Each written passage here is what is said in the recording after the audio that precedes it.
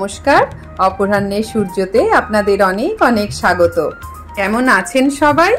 সর্বশক্তিমানের কৃপায় আপনারা আশা করি খুব খুব খুব ভালো আছেন। আজ 14ই মার্চ শুক্রবার। আজ দোলযাত্রা আবার হোলি একসাথেই কিন্তু পালিত হচ্ছে। তাই আমার পরিবারের সবাইকে জানাই শুভ দোলযাত্রা আর হ্যাপি হোলি। আপনাদের সবার জীবন আনন্দে আর পরিপূর্ণতায় রঙিন হয়ে উঠুক। এখন ওই সকাল 9:30 মতো বাজে। স্নান সেরে ছাদে তুলসী মঞ্চে এসেছি। রাধা তুলসী আর শ্যাম তুলসীকে প্রথমে আবির দিয়ে আজকের দোলযাত্রা শুরু করলাম। তারপর রান্নাঘরের কাজও কিছুটা সারা হলো। ওটা তো প্রতিদিনই চলে, কোনো স্পেশাল কিছু না, তাই ভিডিও করলাম না। হোলি স্পেশাল ড্রেস পরে আবিরের থালা সাজিয়ে এসে পড়লাম আমাদের সামনের বাগানে। এনাদের আসন তৈরি করে সাজিয়ে বসিয়ে দিলাম আমি আর টুম্পা দুজনে মিলে। টুম্পা আমাদের কমপ্লেক্সেরই একটা বোন, ওই সব অ্যারেঞ্জ করে এনেছিল। আর এই রাধাকৃষ্ণকে আপনারা আগেও কিন্তু আমার ব্লগে দেখেছেন, যারা প্রথম থেকে আমার ব্লগ দেখছেন। টুম্পার বাড়িতে যখন আমাদের লেডিস গ্যাংয়ের কিটি হয়েছিল সেই ব্লগে দেখিয়েছিলাম আমি। কি অপূর্ব না? এইভাবে সাজানোর প্ল্যানটাও ওর মাথা থেকেই বেরিয়েছিল। আমি ওকে অ্যাসিস্ট করেছি, এইটুকুই বলতে পারেন।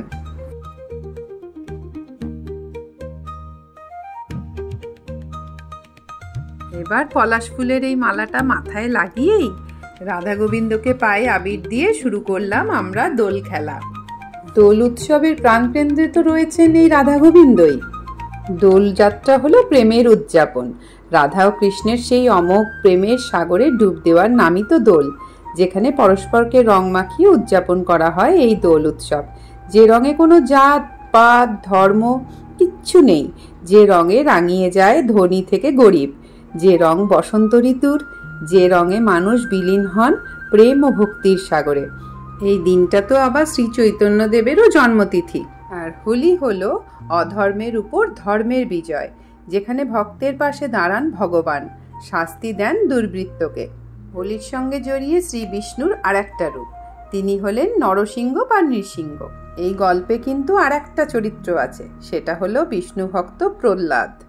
এই প্রহ্লাদ ছিলেন হিরণ্যকশিপুর পুত্র। সে বিষ্ণু ভক্ত ছিল, অথচ অসুররাজ হিরণ্যকশিপুর বিষ্ণুকে নিজের শত্রু ভাবতেন। অথচ তার ঘরেই কিনা বিষ্ণুর পুজো করছে তার ছেলে। প্রহ্লাদকে মারার কৌশল করলেন হিরণ্যকশিপুর। নানাভাবে বিফল হয়ে দায়িত্ব দিলেন বোন হোলিকাকে, যে হোলিকা বরপ্রাপ্ত ছিলেন। আগুন তাকে নাকি পোড়াতে পারবে না। প্রহ্লাদকে সঙ্গে নিয়ে আগুনের কুণ্ডে ঝাঁপ দিলেন হোলিকা। তবে আগুনের তাপ থেকে কিন্তু তিনি বেঁচে ফিরতে পারলেন না। তিনি জ্বলে পুড়ে খাক হয়ে গেলেন। বেঁচে গেলেন কিন্তু প্রহ্লাদ, তার গায়ে আগুনের আঁচটুকু পর্যন্ত লাগলো না। তারপর থেকেই অশুভ শক্তির পরাজয় ও শুভ শক্তির জয় উদযাপন করতে প্রতি বছর চলে হোলিকা দহন, যা হোলির আগের দিন হয় আমরা সবাই জানি। তো যাই হোক, একটু গল্পের সাথেই দোলযাত্রা ব্লগটা করলাম আজ।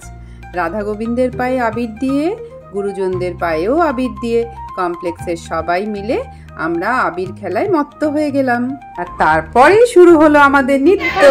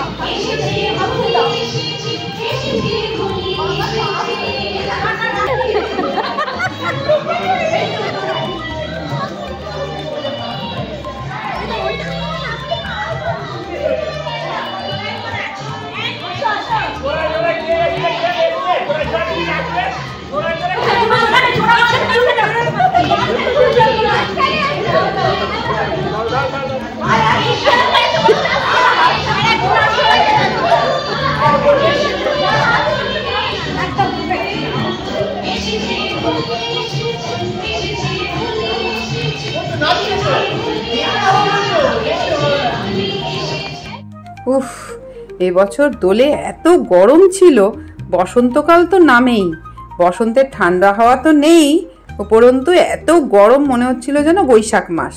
তো নেচে কেঁদে একটু গলা ভেজাতে এলাম।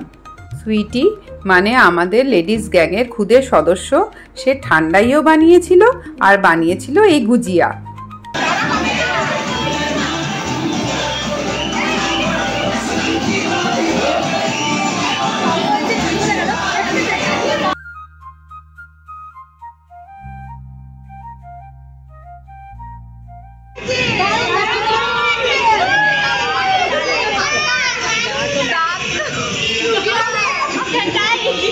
হয়েছে কাটবো।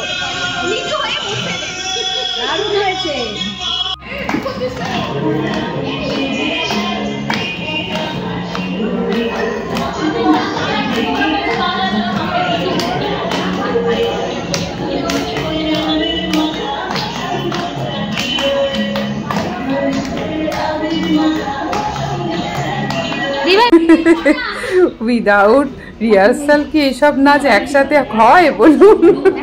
তারপর একটু খাওয়া দাওয়া। আর এই দুটো ছানাকে দেখুন কি সুন্দর করছে না? আর ওদের দেখেও আমি আবদার শুরু করলাম, আমাকে দিয়েও কিছু করা না রে। কি মজা, কি মজা। রং খেলে এত গরম লেগে গেছিল যে আমরা স্নানও শুরু করে দিলাম শাওয়ার চালিয়ে।